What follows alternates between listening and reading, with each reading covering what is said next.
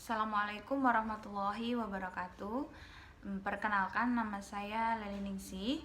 Saya mahasiswa PPG Prajabatan Gelombang 1 dari Universitas Jambi. Baik, pada kesempatan kali ini saya akan menjelaskan tentang ragam karakteristik peserta didik. Nah, pada kesempatan kali ini saya mendapatkan tempat PPL di SMA Negeri 2 Kota Jambi.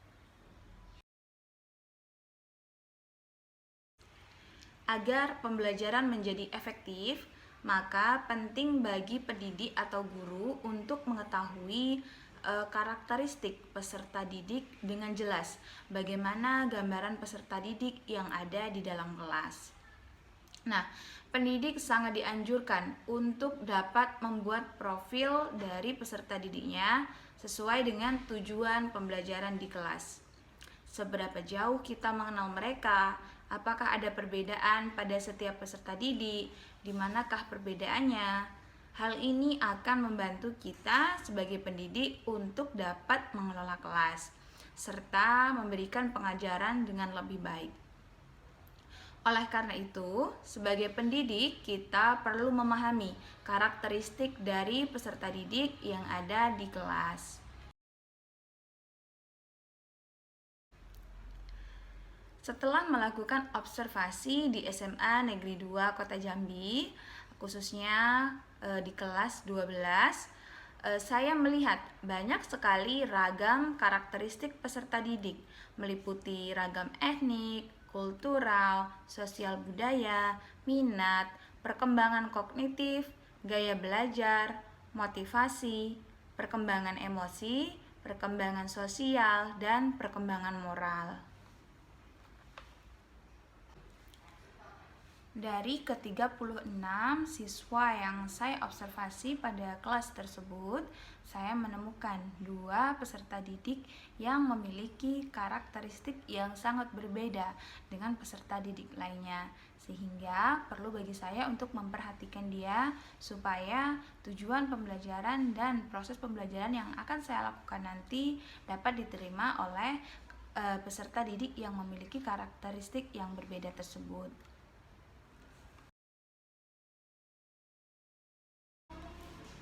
Baik, saat saya melakukan observasi di kelas 12 SMA Negeri 2 Kota Jambi, saya mendapati seorang siswa berinisial M. Siswa tersebut berjenis kelamin laki-laki dan berusia 17 tahun. Pada saat proses pembelajaran di kelas, saya mengamati kegiatan dia belajar di kelas. Saat belajar, dia ini terlihat sangat tidak aktif, bahkan terlihat sangat malas untuk mengikuti pelajaran. Untuk itu, saya tertarik untuk mengobservasi siswa tersebut secara lebih dalam. Setelah saya melakukan observasi lebih lanjut, pada saat itu saya melakukan wawancara kepada siswa berinisial M tersebut. Saat saya melakukan wawancara, ternyata siswa tersebut memang kurang tertarik untuk berkomunikasi dengan orang lain. Itulah sebabnya dia tidak tertarik atau tidak terlalu aktif untuk belajar di dalam kelas. Selain itu, kegiatannya di rumah juga tidak terlalu aktif untuk berkomunikasi atau berbicara dengan anggota keluarganya. Dia ini cenderung berdiam diri di kamar. Hal itu lebih nyaman ia lakukan apabila harus berbicara atau berkomunikasi dengan orang lain. Nah, berdasarkan hasil observasi tersebut, saya mendapat kesimpulan bahwa siswa berinisial M tersebut memiliki kemampuan sosial dan kognitif yang sangat rendah. Hal itu terbukti dengan tidak aktifnya siswa tersebut di dalam kelas dan juga kurangnya minat belajar siswa tersebut. Nah, selain siswa berinisial M tersebut, saya mendapati salah satu siswa lagi yang memiliki karakteristik yang sangat berbeda dengan siswa lainnya. Siswa tersebut merupakan anak laki-laki berusia 17 tahun. Nah, saat saya melakukan observasi di dalam kelas, saya mendapati dia ini sangat sangat aktif di dalam kelas. Dalam hal ini aktifnya bukan dalam hal pembelajaran, namun aktif dalam hal yang lain. Dalam proses pembelajaran, siswa tersebut sangat aktif berjalan-jalan di dalam kelas, sehingga dia mengganggu teman-teman sekelasnya dalam belajar.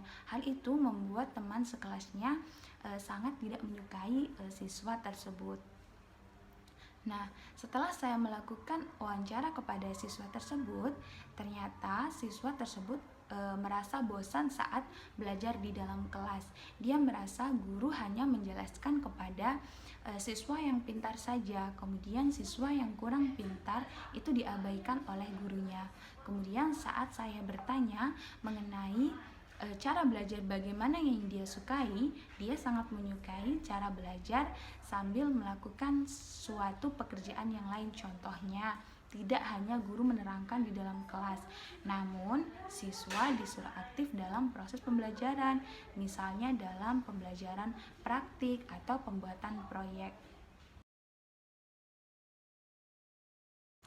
Berdasarkan ragam karakteristik peserta didik yang ada di sekolah tersebut, maka sudah sepatutnya kita sebagai pendidik untuk lebih memperhatikan lagi proses pembelajaran seperti apa yang akan kita terapkan kepada peserta didik yang memiliki beragam jenis karakteristik yang berbeda.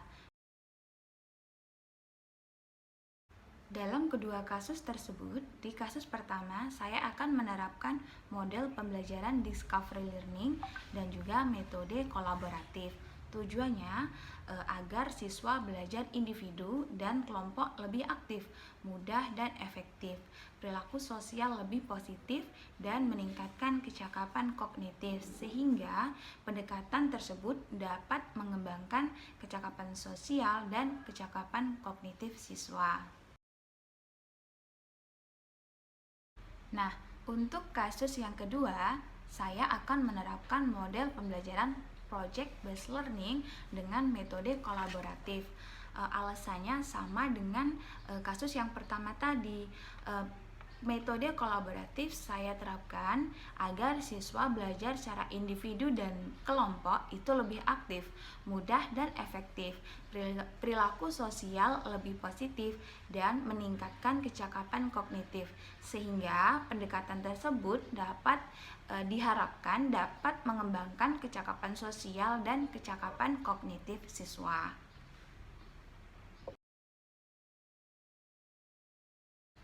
Nah, dengan berbagai macam karakteristik kultural ataupun sifat yang telah dimiliki oleh peserta didik kita, saya mendapatkan kesimpulan bahwa kita sebagai peserta didik sebelum melakukan proses pelajaran atau kegiatan belajar mengajar, maka penting bagi kita untuk mengobservasi profiling peserta didik tersebut. Tujuannya apa? Agar proses pembelajaran yang kita lakukan itu sesuai dengan tujuan dan harapan yang kita harapkan. Terima kasih. Sekian penjelasan dari saya mengenai observasi dan rencana pembelajaran saya. Saya akhiri. Wassalamualaikum warahmatullahi wabarakatuh.